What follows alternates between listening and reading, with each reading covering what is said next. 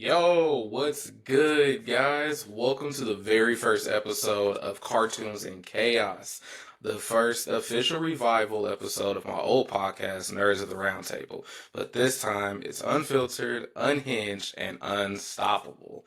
I'm your host, that guy Jordan, your favorite anime addict, movie maniac, chaos dealer, and certified nerd. If you love if you love cartoons, gaming, hot takes, and travel drops, you're in the right place. Let's get started. Let's start the chaos off with some smoke. Today's hot take. Anime is beating Hollywood. Not just creatively, not just visually. I'm talking storytelling, emotion, and pacing. Anime is dunking on billion-dollar Hollywood films, especially these lazy remakes. Like, how many times are we going to get a reboot of the same IP with worse CGI and no soul? Like, let's be real here. Demon Slayer's visuals, like Demon Slayer as a whole, like I just want to point that out. It's just visually spectating. The storytelling is perfectly down. Like it's killing. Like Disney keeps on making these live action movies that no one asked for. Like me and like we went to go see Lilo and Stitch a couple of days ago and everything like that, or about a week or so ago, and they butchered the main story. Where was I don't know. It just got butchered. Mulan butchered. I genuinely don't know what they did with Snow White. And let's be real, man. Like even Marvel's storytelling until recently has been down. I mean, what happened to the Marvels too? It just became basically a musical at this point. Jujutsu Kaisen has a way better story arc than the Phase Four did. The lead up for Phase Four has just been lackluster, aside from Captain America and the Thunderbolts. I'm having very high hopes for Fantastic Four. So, I mean, hopefully this back half of the Phase 4 into the next Avengers movies will do better. But still, I mean, you have anime out here taking a lot of risk, and Hollywood is now just a cash grab. I mean, don't get me wrong. I love Jurassic Park. I've always loved the series, but I mean, I feel like that third Jurassic World movie was a cash grab. I mean, bringing back the older actors and everything, but not having the story to back it up why you did this, and then going into this next movie, you putting big people name in these franchises to just, I mean, granted, I do want to go see it, but I, I don't have a lot of high expectations for this next Jurassic Park movie. And same thing with Superman. I mean, like the Superman, everyone's like, "Oh, James Gunn is doing well with the Superman. He's going to." I don't know, man. I mean, with anime, you have characters that grow versus cardboard heroes. Like that's just the problem here. And then it's like we keep rebooting the same character, even though it's like, oh, this is not a remake, but it's still a reboot of the character, and we're getting to see more characters. It just feels so crazy because studios can't stay consistently well with the story and everything. I think one of the best movies I've seen by Hollywood in recent years, honestly, other than your average Marvel movies and everything, would definitely have to be Sinners. I mean, Sinners was definitely hands down one of the best movies of 2025. I genuinely love Sinners, and it just felt really good watching it. Something refreshing, something new, something completely from the left field. And that's the type of thing Hollywood doesn't want to do. It wants to keep remaking the same thing. You keep remaking I don't know how many Mission Impossibles. Every time you say, "Oh, this is the final reckoning, this might be the final movie and everything," and it's like, "Oh yeah, this is the final movie." But then they're gonna like 10 years later they're gonna reboot it. I just don't know. Like certain things deserve another chance, but like let's try to feel something. Anime makes you feel something. Hollywood makes you check your phone halfway through. And that's the actual truth there. Like going to a big time movie now, is it really worth watching the whole thing? Do you really want to be there? Like I said before, like Lilo and Stitch, it was missing the point of what the first movie was. And you have these directors who try to come out and and explain why they changed certain things from the movie, and it's not fair to the source material. That's why the first Percy Jackson movie failed. They did that same thing. Like, you cut so many different parts, which is why I think the show does very well, is because it's like it takes its time. It does still cut away from certain parts of the book, but it's still dedicated to try to be as close to the book as possible. And so I like stuff like that. I think if Hollywood wants to redo anything, you should redo like Aragon. Because the last time y'all did Aragon was horrible. Like, and honestly, Hollywood should stay away from live action animes. Netflix does not do a good job with the live action animes. They don't do live action and cartoons don't adapt well in my personal opinion. I've seen that with Last Airbender the first time around. Even the Avatar Last Airbender show that they did on Netflix didn't hit the mark as what watching Avatar Last Airbender does for me. And even One Piece. I mean, what are you going to do with One Piece? Are you going to keep One Piece floating down the line? Because One Piece is such a long anime. Is that what are you going to do? You going to have 15 seasons with the same actors, all that stuff? It's again all a cash grab. I don't like it. Anime objectively is better than Hollywood because it just does something. It really does. But speaking of Hollywood, or speaking of anime, sorry, me and my best friend Dallas, we just got back from Japan not too long ago, and let me tell you, it was a very peak experience because Japan is a nerd's haven. It's a place, and it's not just for nerds. It's a place of culture. It's a place of travel. It's a place of food for foodies, and it's a different experience there. As long as you respect the culture, let's break it down. Like we got there, everyone's like, oh, you're going to be in a different country. You might not understand anything. The hardest thing about our trip was figuring out the train systems. That was the hardest thing about the trip. Because once you figure out what line you needed to take or whatever, it was very easy to navigate Tokyo, navigate all of that. We was able to go and experience a lot of different things. We was able to see the giant Gundam. We was able to see Naruto Land and the food. Oh my god, the food was phenomenal. Even like fast food restaurants in Japan have a different flavor than it is in America. Like going to McDonald's at 2 a.m. in the morning hits better than even eating McDonald's here in America. It's different. Like everything's completely differently. And department stores, like seven floor department stores, like each floor having their own different thing, whatever you want, everything. Like you have to bring a second suitcase. Like I brought a second suitcase or a second bag because I knew I was going to buy so much stuff. I mean, I ended up spending like $500 in merch, priceless like things, anime merch. I even got keychains. I got kunai. I got the whole works, man. Like it was an amazing experience in Japan. And like if anyone's going to Japan or going to Tokyo, I highly advise you. If you're a nerd or if you are into anime, all that stuff like that, you gotta go to Akabiri. Akabiri is the place to be because it's the haven for us. It's you see a lot of different things, and it's like celebrates Japan celebrates us being nerds or celebrates the anime culture and the nerd culture. Like every city you go to, like from Shibuya, Akabiri, you see arcades, you see the Gundam build shops, you see the card shops. I got a lot of Yu-Gi-Oh cards there, man. Some cards that, if I was to try to get in America, some of these cards would be expensive. Like, why am I paying this much money for this type of card? Like, let's be real. But I think it would really blew my mind about Japan is that despite not being there, if you know a couple of different words into if you know the words of like hello, goodbye, thank you, excuse me, if you know those certain words to get you by and everything like that, they will politely help you way better than if you just was just trying to be, generic and everything. But here's the thing with Japan that a lot of people overlook when they're going or disrespect when they're going, and this is my problem here. I will say this wholeheartedly is that me and my buddy were trying to be very respectful to the rules, walking where we're supposed to be walking, making sure that we aren't loud on the trains, talking that much on the trains, all that stuff. And you have people that blatantly disrespect that law, especially Europeans.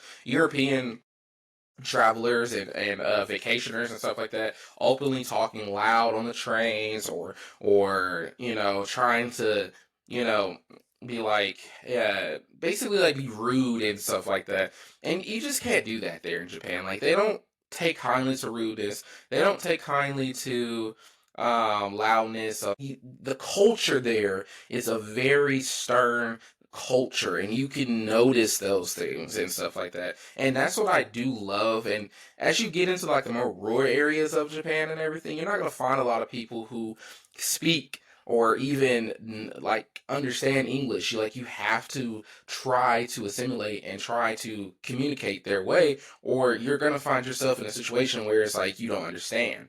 And that was the whole thing. Like, and once you learn that aspect, or once you've mastered that aspect of like traveling and everything like that, you understand like you can go to Japan. Like, it's not a scary situation or not. Like, everybody makes it out to be like, oh, it's so scary going to another country because they have so many rules, they're strict. Man, they were the chillest type of people. I met this kid at the arcade. He's helping me play this game. He's helping me understand this game, man. He gave me some cards and some gifts. Like, he literally handed me like these right here. I keep these by my desk now.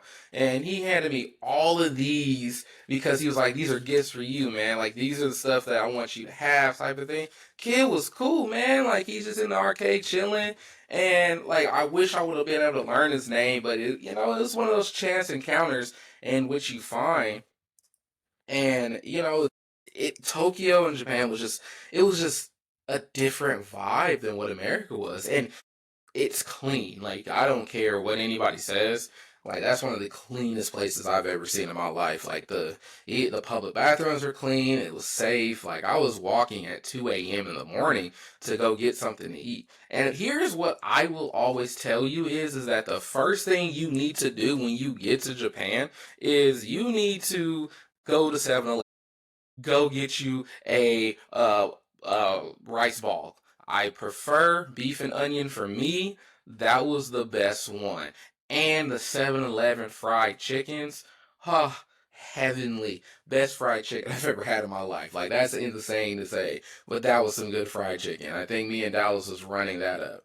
Good ramen. Like, there is a lot of places. I think when we go back, because me, my buddy Dallas, and a couple of our other friends, we're planning our next trip there next year, and we're gonna do a 10-day there. I think we're gonna pretty much stay in the same place that I stayed at, or we stayed at, which was Minato City, and it was perfect there. Like, it was easy. You want to say when you travel to Tokyo, you want to stay near the trains. Like, you want to stay near the trains.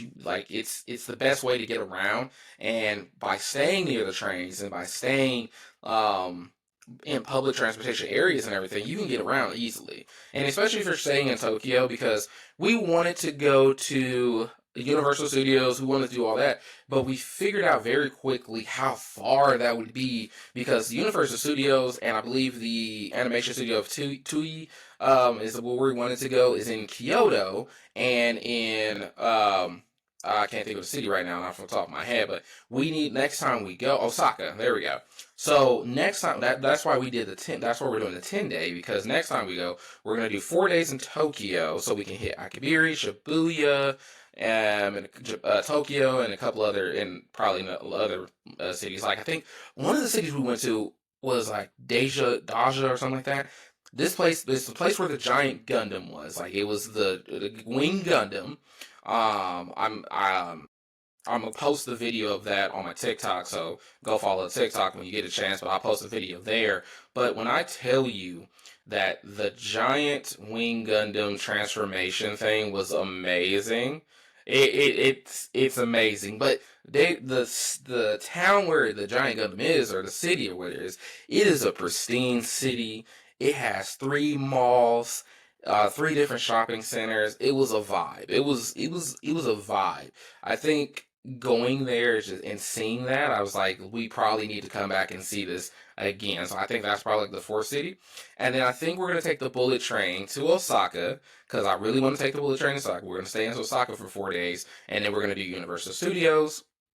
We're going to do Toei Animation Studios, and we're going to do a couple other things at Kyoto, because Kyoto is a very traditional Japanese place as well, to where I've heard that you can create your own like kunai, you can go through kunai classes, you can find generic, find a place where you can create your own swordsmans and all that stuff like that. I'm genuinely excited for that next trip. With that being said, like I am excited to go back. I am excited to do more things there now that we understand like how we have to do things. Like me and my buddy Dallas was just like, all right, cool, we got this. We understand it now.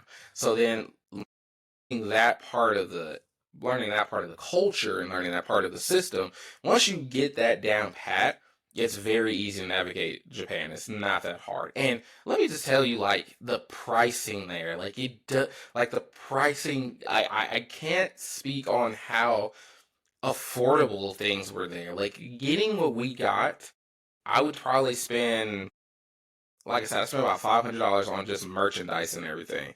If you take that $500 that I spent there and like go to a Comic Con for the stuff I got, if you got everything I got from the Comic Con, compared to that, I would probably spend like $1,200-$1,500 at a Comic Con for all the stuff I got there for like $500. I got whole manga books. I ended up getting like some stuff like trinkets and stuff like that for family members, or I filled out my keys and stuff like that. It's just I wouldn't be able to get that here in America for the price that I did there, and it's kind of crazy to me. Like I don't know, man. And then I got to tell you, there's some hidden gems for food there. We stopped. I think we was in Shibuya. I'm pretty sure we was in Shibuya. We stopped at this Turkish place. They had these Turkish wraps, like this chicken Turkish wrap with this sauce, this lettuce, tomatoes. And I don't even eat tomatoes like that. But I was like, you know what? Let me try it. Let me try it. Put some cheese on it. Man, let me tell you, that little Turkish man, whoever you are, Turkish man in Shibuya, that was a great Turkish wrap. I would advise you, if you see that place, get it. If you go to Naruto Land, which is in basically it's in Naruto Land Fuji, Mount Fuji or whatever. There's two Naruto Lands actually. We did get to go to the one with the heads or anything, but we did get to go to the Naruto Land. But they have the best thing I've ever had in my life, which was a meat bun.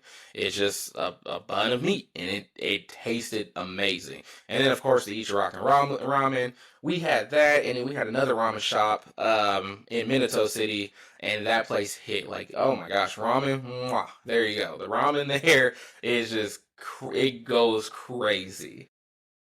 So been kind of craving some good ramen too, because it feels like it clears out your system very well, and it just doesn't sit heavily. And that's the other thing about food there in Japan. When you eat food here in America, it feels so heavy sitting on you, and it's just like, I don't feel good, or it's like, yeah, this just doesn't agree with me. But then you go to the food there, like even McDonald's. We had McDonald's, Carl's Jr. We had this one Japanese burger place with this night like that. It was nice. Like when I post the Japan video on my TikTok, you guys got to go see it.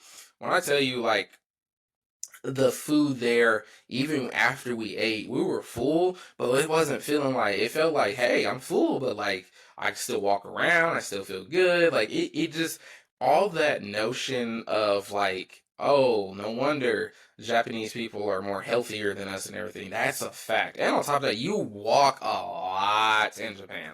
Like 20,000 steps type of walking. Like, let's be real. Walking 20,000 steps is very hard when you're not meaning to. But that's just an average day in Tokyo, baby. Like, oh my gosh, average steps and everything. So, yes, that is the Japan trip. We're going back. Can't wait to experience it. I might vlog it next time so you guys can see what we see and everything like that. I don't know yet. That's still another year away. But when we get down to the nitty gritty, when we get up to that, we'll talk more about it later on down that line. But now we need to talk about my gaming rant and everything like that. So let's talk about Nintendo because I got a lot to say about Nintendo.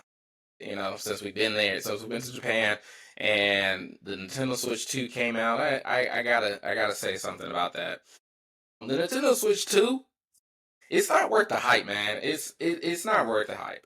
Not until they give us something revolutionary. Let's talk about the Switch 2. The Switch 2 is the Wii U 2. Or, I'm sorry, the Wii U. The Switch 2 is the Wii U. Point blank simple, period. The only difference they gave us was that, honestly, nothing realistically. It's still the same console as the Switch. It looks smaller. I guess it's just smaller. And then you're re-releasing old titles with minimal updates. The hardware barely changed, like I said, and they're resting on nostalgia, but the pricing is where you get me. It's the pricing, and it's the pricing of the game, of the system, which is like damn near $400. Upgrading, you basically don't even own the games that you do buy, because you can't even play basically a single player game without internet. What type of stuff is that? Because you don't get a cartridge anymore. You just get the game and you have to scan it or something like that. And that's ridiculous to me. And then on top of that, if a lot of you guys have missed it, the terms and conditions basically said that Nintendo can brick your game system if you make any type of changes to the game system itself. I'm sorry. I thought I bought this gaming system because it belongs to me. I can do whatever I want to it. But apparently, to Nintendo's eyes, the system doesn't even truly belong to you either, even if you do buy it. And that's just not something I can get by. And then on top of that, we still do not have no true multi-regional Pokemon game. We're getting a remake. We're getting basically, I believe, I think it's whatever the sixth generation Pokemon what region was. Not Unova. Um what is the sixth generation? Kalos. We're getting I believe a Kalos City remake on with this new Pokemon game because yeah, I don't know. That's the biggest release I guess because they just released a Mario Kart with the Nintendo Switch, but then we're getting another Pokemon game that again no one asked for. I'm sorry, no one asked for this Pokemon game, and if you did ask for it, I apologize for putting you into this, but I feel like, in my personal opinion, no one realistically asked for this game because let's realistically break it down because I feel like Nintendo has two different platforms as far as gaming wise. Like I realistically need to for you guys to understand where I'm coming from, I think we need to talk about Nintendo as a whole. I want you to think of the three main games Nintendo has ever had in the lifespan of Nintendo, as long as anybody's been playing Nintendo since the 64, Game Boy Advance, all those stuff like that. Like, think about like the three biggest selling points was Pokemon, Super Mario, and of course Zelda. Those are your three main Nintendo games. Like, I feel like those are the big three for Nintendo. I feel like when you think about Nintendo, those are the three biggest games you really think of. You think of Mario, because of all like there's a plethora of Mario games. Like a very plethora of that. And then you have Zelda, we have beauty and I think they did a very good job in Breath of the Wild. Breath of the Wild was breathtakingly beautiful. You have Pokemon. We haven't been getting lots like I think Pokemon hasn't been really hitting as much as it used to be just because like they're not making good Pokemon games again. Because I mean, granted, as Pokemon goes, you have to keep it innovative and everything like that. So I'm glad we're up to like nine, like I think nine generations of it, up to Paldera, which I'm glad about. But I feel like this new Pokemon game that they released on the Switch too, I feel like it could have been better. Honestly, I feel like they could have re-released maybe like they did Brilliant Diamond and Shining Pearl a couple of years ago. I feel like we could have got that with Heart Gold and Soul Silver. I feel like that would have been a phenomenal release, and I could have saw past all the problems that the Nintendo Switch 2 has to go get those games. I promise you that probably would have been the best one. Or if they like, I'm sorry, it's 2025. For us to still not have a multi, like I'm gonna keep reiterating this, for Nintendo not to make a game as expansive as they could be with a multi regional game, and you have people out here making ROM cuts. ROMs. I just want to point that out. There's a Pokemon ROM right there, right now, where you can go to each region up to like Gen 5 or Gen 6. Like they've made that possible. Like you start at a region, you play through that region. Once you're done with that one, with the side quests and all that, like 100% complete that one, you can move on to the next region. Or after you beat the championship. Do you know how crazy that sounds? Like a person really took the time out of their day. The person really took the time out of their day to realistically go and create a Pokemon ROM in which you can travel to 5 different regions. Nintendo, you're telling me you can't do that? Like, I feel like a couple years ago, Nintendo devs said they laugh at when people say why you can't make a regional game.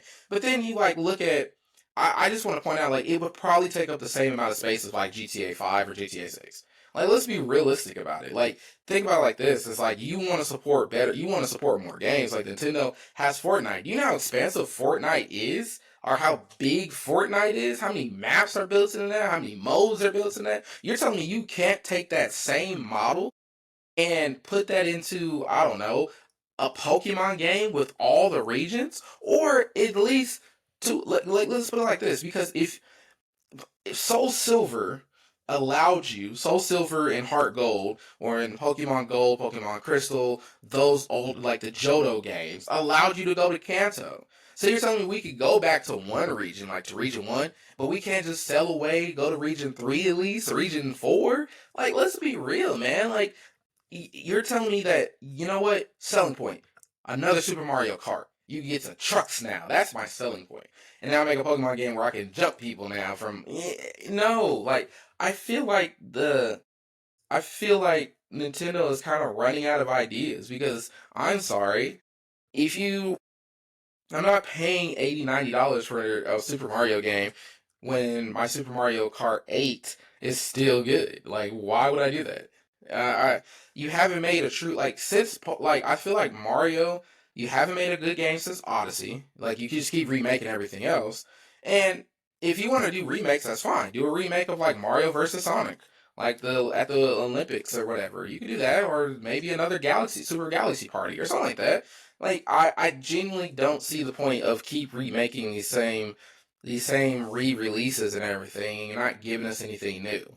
You're not giving us anything new. Or if you don't want to make an expansive Pokemon game, at least re-release some of the best ones. Like re-release like you made Diamond and Pearl, re-release Platinum, the best one out of those two, or re-release you did Omega Ruby and something Sapphire for the like Nintendo 3DSs. Can you bring those to the big screen, or make a Emerald, like a Omega Emerald for your Nintendo Switch, something like that? Like there's banging games that you could bring to your Switch. Make a Breath of the Wild 2. Like there's banging games you could do, and you didn't have to rush this out. You're trying to like I feel like Nintendo now is trying to compete with Xbox and PlayStation, and they shouldn't do that because no matter which side of the spectrum you're on, whether you're a PC, PlayStation, or an Xbox gamer, you still for most people that I know still have I'm sorry, it still has Nintendo Switches. Like they still have Nintendo Switches no matter what side of the spectrum they're on. So like they still want that. But now that you're trying to compete with everybody else, you have them trying to be like, you know what, we can make our own console because if people don't want to play you, they'll play us. The Xbox is developing, I believe, a new handheld. PlayStation has already came out with their handheld, and then of course you got PC with the Steam Deck. So I'm like, you're really losing out, and that Steam Deck could probably do whatever you needed to do. I could probably download a Game Boy ROM right now. Let's wait a minute. Let's pause that for a second. There's literally if you go on Amazon right now, there's literally gaming ROM, handheld Game Boys, that ROM hacks that are already built in with thousands of Nintendo titles, PlayStation titles, all that stuff. And people rather play that, from what I've heard, people rather play those than go get this Nintendo 2 Switch. Or it's Nintendo Switch 2. Like I said in my promo video, in my preview video, the Nintendo Switch 2 is the Wii U with better marketing. I'm sorry. That is just how it is. When they released that handheld piece of crap Wii, it was the worst thing ever. Like I generally don't know a lot of people that really kept their Wii U because it was just that bad of a game system. And this is where Nintendo had to pivot to give us the Nintendo Switch. So do we really want to pivot and see, do we really want to pivot and see if this is going to be worth it or not? My honest opinion, the Nintendo Switch 2 is not a worthwhile product. And on top of that, I don't want to sign my life away over saying that if I change anything or any aspects of the gaming system, you have the right to break it. You said that for my first Nintendo. If you agree to that licensing, they say if you change either Nintendo Switch or your Nintendo Switch 2, anything that gets changed on it, they could break it. And we don't know what that defines as. Like, what do you define as change on it? But if you feel like you could just do that, then truly, Nintendo, you've lost your mind. Because if you don't think, like, when I got my Nintendo Switch, you're telling me that you're saying, like, oh yeah, that's not yours. That's like PlayStation telling me the PlayStation I own is not truly mine. It still belongs to Sony. Fuck that. I spent $500 for my PlayStation. That is mine. That is completely mine. Same thing with my Nintendo. It's mine, but if that's what I have to sign to, make sure that it's good, I'm out of it. I don't want it. I don't need it. It is what it is. I could go find something else to do. I got a Game Boy ROM right now on my phone, right now, where I could go play Fire Red, Emerald. I got a Nintendo DS ROM. I can do whatever I need to do. I don't need to deal with that stuff. So that's my honest opinion there on the Nintendo Switch. So I wanted to have a rant about that because I was just like, you know what, it's really irking my nerves. It's like, ugh, Nintendo Switch 2. Like, yeah, let's talk about that. So, anyways, that was episode 1. I feel like we've had a lot to unpack in the first episode, but here we are. The chaos has officially begun. Next week, we're going to be diving into why Demon Slayer is a very peak anime, the real killer of Call of Duty, and why Call of Duty is probably not going to be successful after Black Ops 7, and how streamers are ruining multiplayer games. Yes, I said it. I'm talking about you, Ninja. I'm talking about you, Tim the Tap Man. Make sure to follow and subscribe wherever you get your podcasts. Spotify, Apple, Amazon. And follow me on TikTok at GrandmasterNerd1 and YouTube at ThatGuyJordan42. Thanks for rocking with me, and we gonna see you next week. Bye.